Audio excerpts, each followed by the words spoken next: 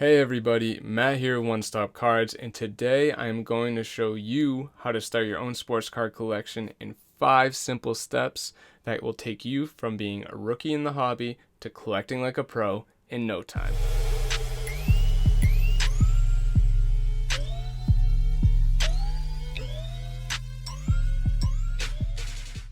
Okay guys, so again, this is Matt here of One Stop Cards, and if you're new to the channel, which most of you probably are at this point, please make sure to hit that subscribe button so you do not miss any videos informing you what's going on in the sports card hobby and helping you learn how to become a better collector or investor going forward. Again, I cover mostly basketball and football cards, so you'll see me bounce back and forth between what type of videos I'm posting, but I'll have those all in different playlists that you can go and check out. So today, again, I'm breaking down 5 simple steps so that you can get up and running with your own sports card collection. And maybe if you're already a collector, I can help you find some innovative ways to improve your collection going forward. So tip number 1, or step number 1, we need to make a decision, and by that I mean you need to decide if you're going to enter the hobby and be a true collector or if you're going to come in and be a true investor, because they're two very different things. On one side, a collector, they're really entering the hobby out of a passion. You're looking for fun, you're looking for the community. You might sell a card here or there, but primarily your purpose of collecting is that you have a passion for a team, a player, a given sport, whatever it might be. And your main goal is to do just that and have fun. And that's great. On the flip side, there's a whole nother dynamic in the hobby that's blowing up right now, and people are becoming sports card investors, if you will. And this is something that has gone on for some time with collectibles and memorabilia, but now the sports card hobby as a whole is just blowing up.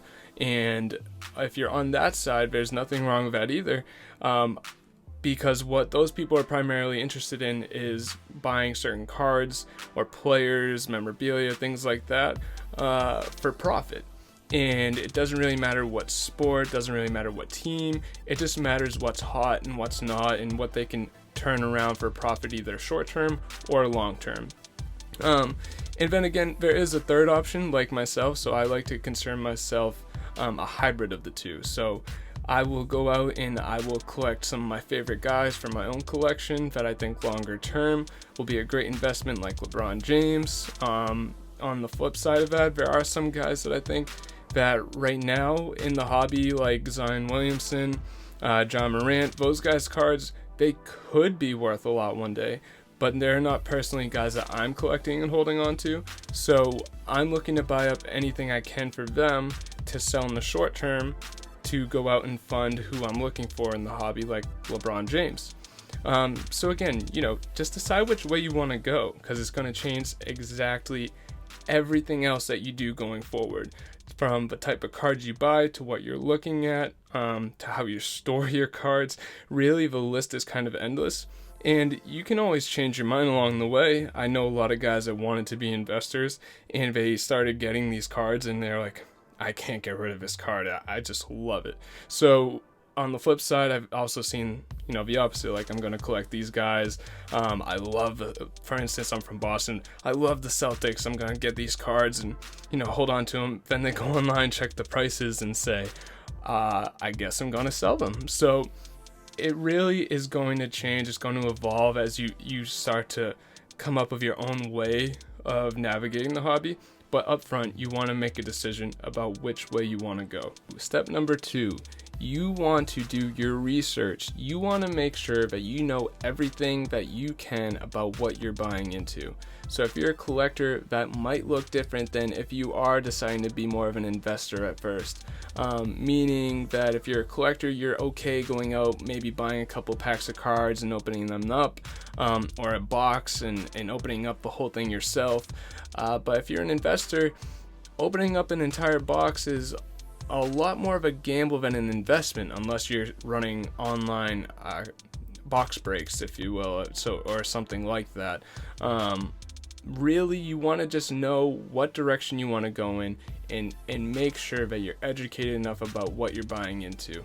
So my personal opinion is, if you are an investor, you only want to be buying into gem mint and pristine cards that you know down the road other people will want, because you're not looking to hold on to those cards, you're looking to make a profit. And knowing that you have some high-end cards that hopefully, as those players do better, that their values will rise, that's what you're looking to capture. And again, it is still almost gambling in a sense, because it's your own intuition, your own research, but if you do it, you can usually find certain clues. There's proof in the pudding of what history shows us in sports. On the flip side, again, back to the collector side of things, if you're somebody that knows you want certain players or certain teams, you might not care what level of card they are. You might just want their rookie card or just an autograph card. So you want to go out and know what sets have that player available, and where you're more likely to get inserts of that player. Inserts, if you don't know, are special edition cards that go into each box or each set of cards each year. Some of them are higher end because they're numbered, others are just more common cards that they use kind of to fill in, and as a collector, again, you wouldn't really care about that as long as it has your player or your team. But on the investor side, you want to make sure you're getting those higher end numbered cards, or those rookie patch auto cards that people might drool over in a couple years when that player that you decide on goes big. So step number 3 is going to be determining what kind of cards you're going to collect. Now, that might be starting top down and deciding what sports you're going to dive into. For me, I primarily stick to football and basketball. It's two sports that I know very well, and I have a very big passion behind. But again, those two sports are completely different when it comes to collecting. You need to understand the nuances of each one. I can tell you football is very up and down. Biggest players are typically quarterbacks, which some people might expect, whereas in basketball, really it's the hype that drives everything in the sports card market. So if you're a collector or an investor, it's going to be harder to get a hold of somebody in the basketball world generally at a decent price if they're doing really well. For football, again, I mean, one quarterback that goes out and has a great year but doesn't win a Super Bowl doesn't necessarily mean their card will escalate. It might go up some, but it might not be as dramatic as a rookie basketball player that comes out and wins the championship, or even like Zion Williamson and Ja Morant this year that have not really played much besides this season. I mean, Zion barely even playing this season, and his cards are skyrocketing. So, it's different for every sport. So just know what you're getting into, research the cards, know what you want to do. Sometimes people decide to go for higher end cards, so they're buying fewer cards to have and store in their collection because that's how they want to manage it, while others are okay buying a lower tiered card that may have just more cards per pack, more cards per box, and they're hoping to get a higher end card out of that. So again, you just want to think of those nuances.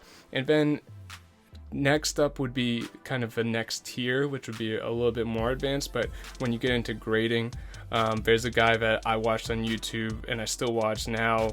He goes over kind of everything when it comes to grading, and I think he has a great channel. It's a PSA Collector. I will link him down here in the description, and I should put a card up here hopefully after this video is edited. So you guys, you can check him out. Videos are great. Helped me out a ton with my first PSA submission, which is going through right now. I've always been a collector, but recently with the prices the way they are for cards, I've decided to try to get some of my own cards graded to boost up their value and potentially sell them off to grow my own collection. Now, that gets into the whole discussion about graded cards versus raw cards, and I'm not going to go into that for today's video. But just so that you know, if you are a true beginner, a raw card is just a card pulled out of a pack in its own natural condition, something like this. And then a graded card would be something that is sent in to PSA or another grading service similar to this card here, gets put in this nice case. They grade it based on a handful of factors, and then they send it back to you so that you know it's authenticated and that you can know really what shape the card is in. So step number 4.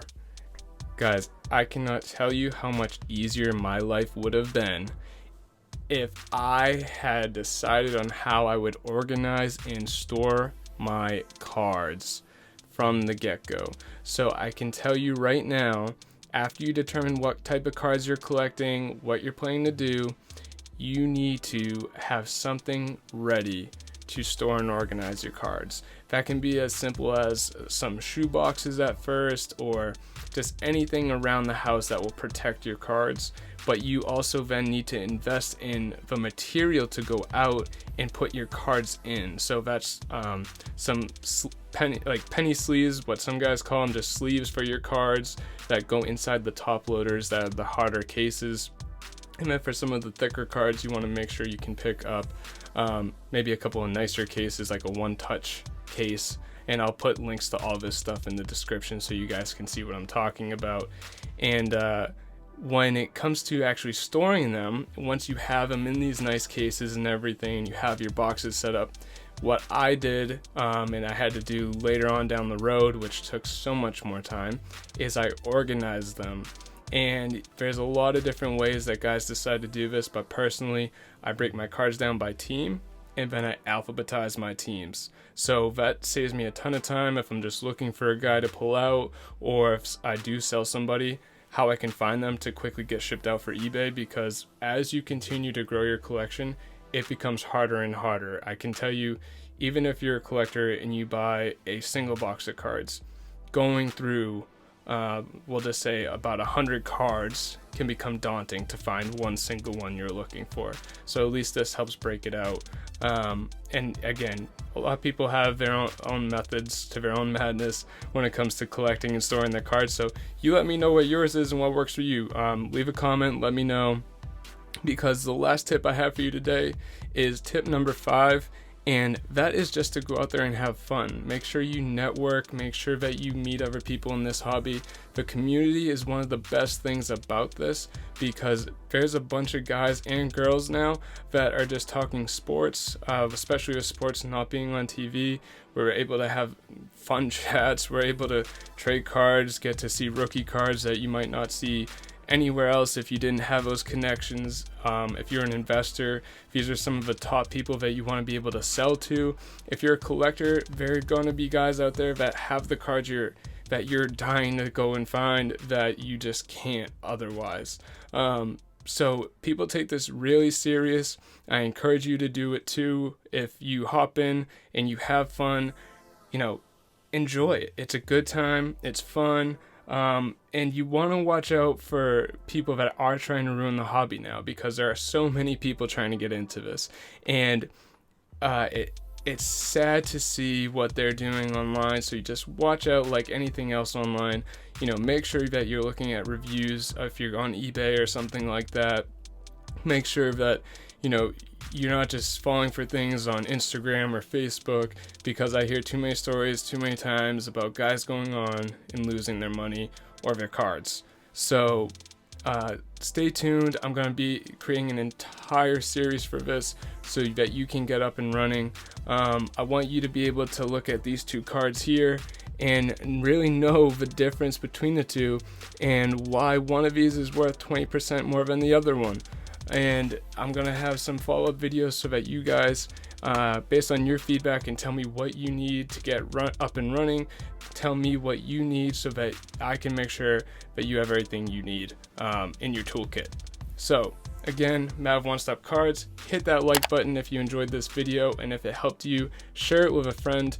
Aside from that, follow me on Instagram for more of this content. You can see some of my collection there, some of the stuff that I have for sale. It's One Stop Cards, and I will see you next time.